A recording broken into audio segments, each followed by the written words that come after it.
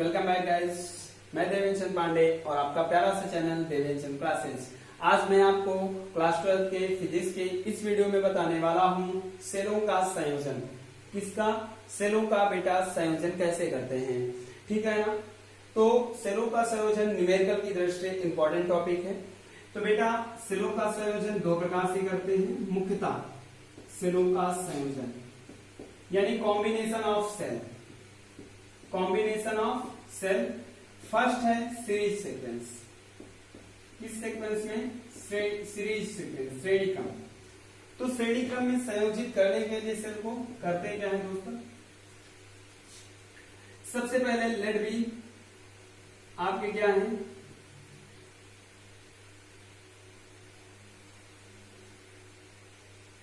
Capital E विद्युत वाहक बल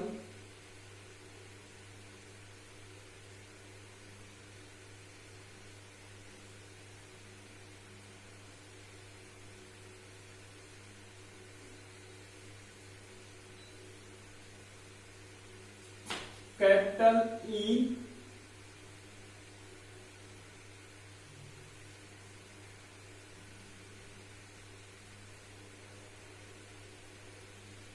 विद्युत वाहक बल तथा स्मॉल आर आंतरिक प्रतिरोध। कैपिटल ई विद्युत वाहक बल तथा स्मॉल आर आंतरिक प्रतिरोध के एन सेलों को, कितने सेलों को? N cell. कितने सेल? N cell. बेटा यहां पर कितने सेल लिखना है? N cell. ओके, एन सेलों को श्रेणी क्रम में इस प्रकार श्रेणी क्रम में समायोजित किया गया है, ठीक है, तथा जिनका संबंध एक बाह्य प्रतिरोध कैपिटल आर से कर दिया जाता है। माना कि आपके पास कैपिटल ई विद्युत वाहक बल तथा स्मॉल आर आंतरिक प्रतिरोध के एन सेल हैं जिन्हें श्रेणी क्रम में समायोजित किया गया है। इन सेलों का संबंध एक बाह्य प्रतिरोध कैपिटल आर से कर दिया जाता है। तो होता क्या है दोस्तों? सबसे पहली बात मान लेंगे ना, माना एन सेलों, क्या माना? कैपिटल ई विद्युत वाहक बल तथा स्मॉल आर आंतरिक प्रतिरोध के एन सेलों को श्रेणी क्रम में समायोजित करके उनका समायोजित किया गया है तथा प्रत्येक सेलों का संबंध एक बाह्य प्रतिरोध कैपिटल आर से कर दिया जाता है। तो होता क्या है बेटा? इस सिस्टम में, इस कॉम्बिनेशन में होता क्या है? जो आपका कुल विद्युत वाहक बल है, कुल एक सेल का विद्युत वाहक बल कितना है? ई है। तो कुल विद्युत वाहक बल क्या होगा? ध्यान दें, सीरीज सीक्वेंस है। कैसे सीक्वेंस है? सीरीज सीक्वेंस है। तो सीरीज सीक्वेंस के लिए E plus E plus E plus dot dot dot N times. कितने टाइम्स? N times. जितने सेल होंगे उतनी बार, यानी यहां से कितना हो जाएगा? N E. क्लियर? कितना हो जाएगा? एन ई। समझ में आया? चले, अब इनका प्रतिरोध जो होगा वो क्या होगा? कुल आंतरिक प्रतिरोध। कौन सा प्रतिरोध? कुल आंतरिक प्रतिरोध। कुल आंतरिक प्रतिरोध क्या होगा? R plus R plus R plus R plus dot dot dot N times. कितने टाइम्स? एन बार। ओके, तो कितना हो जाएगा? आर आर आर यानी एन आर। ओके, समझ में आया? अब इसके बाद परिपथ का कुल प्रतिरोध, एक बाह्य प्रतिरोध कैपिटल आर है, तो क्या? कुल प्रतिरोध क्या हो जाएगा? आंतरिक प्रतिरोध है स्मॉल एन आर और बाह्य प्रतिरोध है कैपिटल आर, यानी आर प्लस एन आर। कितना हो जाएगा? R plus N R. समझ में आया? अब हमें पता है कि परिपथ में धारा, परिपथ में धारा I बराबर कुल विद्युत वाहक बल, कुल विद्युत वाहक बल अपॉन कुल प्रतिरोध। इस सेल का यूज क्या होता है बेटा? धारा। तो इसमें हमको केवल क्या निकालना है? धारा। क्या निकालना है? धारा। अपॉन में कुल प्रतिरोध। क्या? अपॉन का कुल प्रतिरोध। कुल विद्युत वाहक बल कितना है, I इज इक्वल टू कुल विद्युत वाहक बल है NE अपॉन कुल प्रतिरोध R plus NR। Clear, note कर लेंगे, नोट करें, नोट किया, नोट कर लिया। चले देखिए अब इसके लिए सिचुएशन, क्या सेल को लगाने से, कई सारे सेलों को मुझे लगाने से कोई फायदा होने वाला है या नहीं होने वाला है? तो देखिए इफ क्या हो, यदि R का मान R is greater than NR, क्या हो, R NR से बहुत ज्यादा हो, R क्या हो, NR से बहुत ज्यादा हो, तो क्या होगा, NR इज इक्वल टू लगेगा कि जैसे जीरो है, इसकी अपेक्षा क्या होगा, जीरो, यानी NR को नेग्लेक्ट कर लें, तो I इज इक्वल टू क्या हो जाएगा, NE, I is equal to NE upon R plus NR क्या स्थान पर जीरो, यानी R plus NR is equal to R रहेगा प्लस NR रहेगा, NR के स्थान पर जीरो, यानी क्या हो जाएगा, R हो जाएगा। तो I इज इक्वल टू क्या हो जाएगा आपके पास, NE अपॉन R, यहां से I is equal to NE upon R क्या है, E अपॉन R क्या है, एक सेल में प्रवाहित धारा, क्या होगी, एक सेल में प्रवाहित धारा,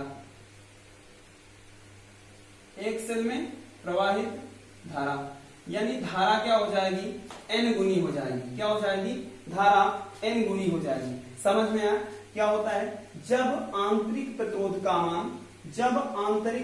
का मान बाह्य प्रतिरोध से क्या हो, बाह्य प्रतिरोध से कम हो, अर्थात बाह्य प्रतिरोध आंतरिक प्रतिरोध से बड़ा हो, बाह्य प्रतिरोध आंतरिक प्रतिरोध से बड़ा हो, तो श्रेणी क्रम में सेलों को संयोजित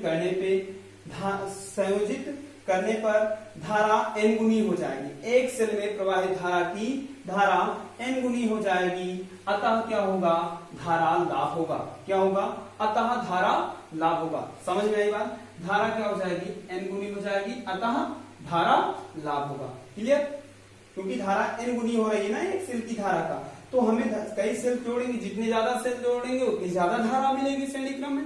कब, जब उनका आंतरिक प्रतिरोध क्या हो, बाह्य प्रतिरोध से क्या हो, कम हो, बहुत कम हो, तो क्या होगा, आपको धारा लाभ होगा।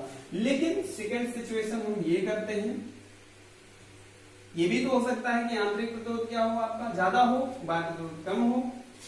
इफ सभी सेलों का आंतरिक प्रतिरोध क्या आता है, ज्यादा आता है, NR is greater than R, क्या हो, जब आंतरिक प्रतिरोध का मान बाह्य प्रतिरोध से क्या हो, बड़ा हो, तो होगा क्या, I is equal to NE upon R plus NR, यानी यहां से NE upon R capital R क्या होगा इसमें लगेगा कि R is equal to zero है, ऐसा लगेगा, यानी ये हो जाएगा जीरो और प्लस का NR, जीरो प्लस NR, तो यहां से NE अपॉन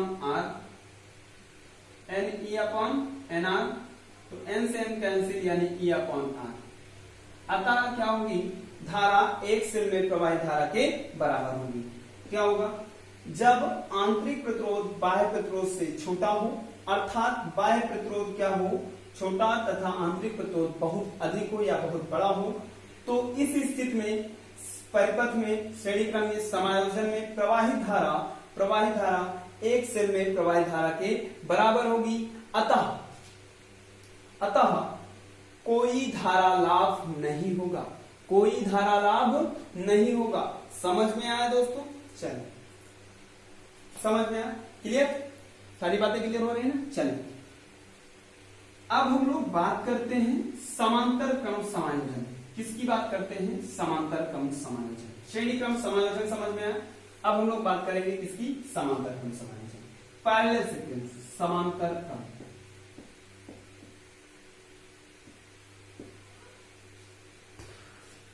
समांतर क्रम के लिए क्या करेंगे, सबसे पहले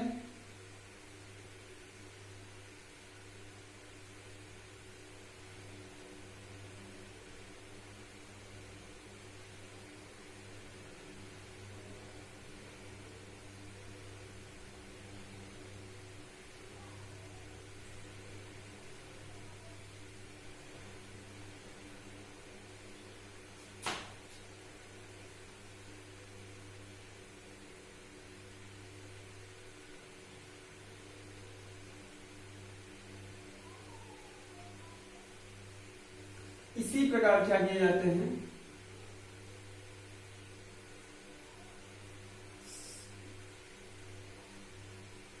इनका संबंध एक बाह्य प्रतिरोध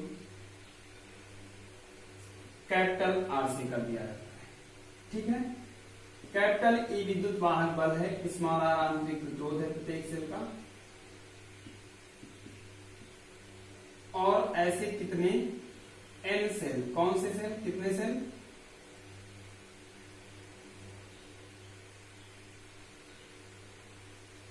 ऐसे एन सेल क्या किए जाते हैं, जोड़ दिए जाते हैं एन सेल। क्या होता है,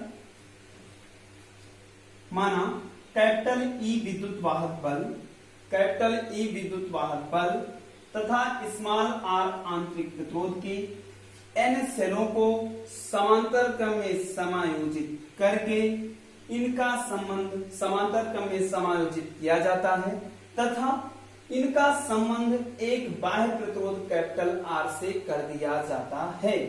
ठीक है, ये एक पॉइंट हो गया, ये बी पॉइंट हो गया। क्लियर, समझ में आया। चलो, इस कंडीशन में क्या होता है, कुल विद्युत वाहक बल, सबसे पहली बात क्या होगा, कुल विद्युत वाहक बल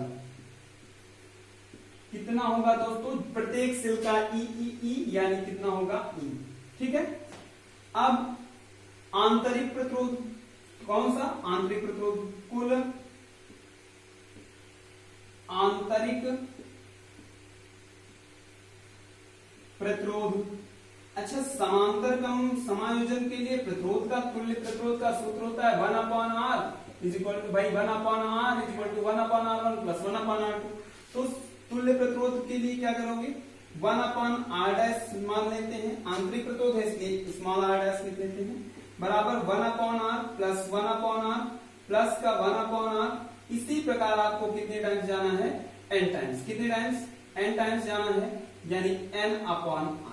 कितनी बार, n बार जाना है, तो यहां पर क्या हो जाएगा n टाइम्स, कितनी बार, n टाइम्स या n सेल, कुछ भी लिख लो, n सेल। ओके, तो यहां से क्लियर हुआ कि हमें कितनी बार जाना है, 1 1 1 r, यानी 1 को n टाइम्स जोड़ना है। देखो 1 plus 1 plus 1 plus dot dot dot 100 times. जब 1 को 100 टाइम्स जोड़ोगे तो कितना आएगा, 100 ही तो आएगा ना। तो यहां से क्या हो जाएगा, n/r, यानी 1/r' बराबर 1 1 1 n आ जाएगा और अपॉन का r, यानी r' इज इक्वल टू क्या हो जाएगा आपके पास, r/n, r' is equal to r/n हो जाएगा कि नहीं हो जाएगा। क्लियर। अब देखिए कुल प्रतिरोध अगर हम निकालें, क्या निकालें, कुल प्रतिरोध, कुल प्रतिरोध क्या हो जाएगा, r प्लस स्मॉल r यानी r', यानी r प्लस स्मॉल r के स्थान पर r/n, यानी हो जाएगा nr प्लस का whole upon n। Clear, nr plus r whole upon n। समझ में आया। चलो सॉल्व करते हैं। अब देखिए कुल प्रतिरोध हो गया आपको, कुल विद्युत वाहक बल हो गया। अब हम निकालते हैं परिपथ में कुल धारा। ग्राफ में डालें, कोई प्रॉब्लम नहीं। चलिए दोस्तों ध्यान रहे कि यहां से कुल धारा, परिपथ में प्रवाहित धारा या कुल धारा जो भी लिखना चाहो, परिपथ में धारा, परिपथ में धारा I इज इक्वल टू कुल विद्युत वाहक बल, कुल विद्युत वाहक बल और अपॉन कुल प्रतिरोध,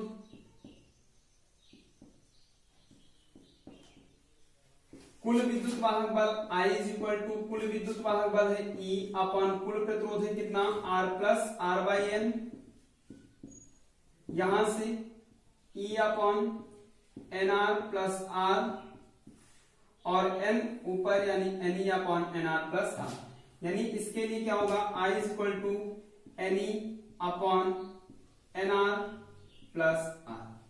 क्लियर। परिपथ में धारा का सूत्र क्या होगा, समांतर क्रम में जब सेलों को संयोजित किया जाएगा तो I is equal to Ne upon N R plus R. अब कंडीशंस अप्लाई करते हैं। फर्स्ट कंडीशन है इफ क्या हो R is less than greater than N R, यानी बाह्य प्रतिरोध से आंतरिक प्रतिरोध क्या हो ज्यादा हो, तो क्या होगा N R is equal to आपको लगेगा कि 0 है, यानी जब बाह्य प्रतिरोध का मान आंतरिक प्रतिरोध से कम हो, जब बाह्य प्रतिरोध का मान आंतरिक प्रतिरोध से कम हो या बाह्य प्रतिरोध आंतरिक प्रतिरोध से छोटा हो या आंतरिक प्रतिरोध बाह्य प्रतिरोध से बड़ा हो, तो क्या होगा I is equal to Ne upon N R के स्थान पर 0 यानी अपॉन का R, यानी I इज इक्वल टू हो जाएगा Ne upon R। E upon R का मतलब होता है एक सेल में प्रवाहित धारा, एक सेल में प्रवाहित धारा, अतः क्या होगा धारा n गुनी हो जाएगी, धारा एक सेल में प्रवाहित धारा की n गुनी हो जाएगी, अतः धारा लाभ होगा। कब होगा, जब आंतरिक प्रतिरोध बड़ा होगा बाह्य प्रतिरोध से, ठीक है ना।